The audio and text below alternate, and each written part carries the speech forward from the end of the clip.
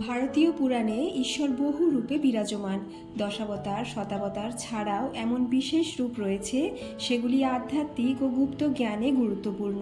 তেমনই এক দুর্লভ শক্তিময় রূপ হল নবগুঞ্জর। স্বয়ং শ্রী বিষ্ণু অর্জুনের সামনে 9টি ভিন্ন জীবের অঙ্গ ধারণ করে আত্মপ্রকাশ করেন। এটি প্রাচীন ওড়িয়া মহাভারতের অংশ, যার রচনাকার কবি সরল দাস। নব মানে 9টি, গুঞ্জর মানে গর্জনকারী।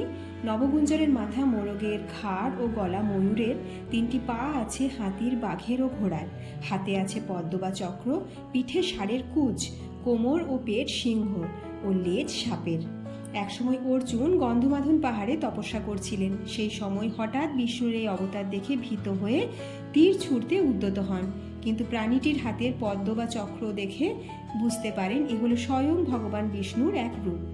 মোরগের মাথা জাগরণের প্রতীক, ময়ূরের গলা অহং ও সৌন্দর্যের প্রতীক, হাতির পা হলো শক্তি ও ধৈর্য, হরিণের পা কোমলতার চিহ্ন, বাঘের পা ভয় যা সংকটের মধ্যে সাহস যোগায়, মানুষের হাত জ্ঞানের প্রতীক, সাপের লেজ হলো গোপন শক্তি, সিংহের কোমর রাজশক্তির প্রতীক, ষাঁড়ের কুচ ধর্মের প্রতীক।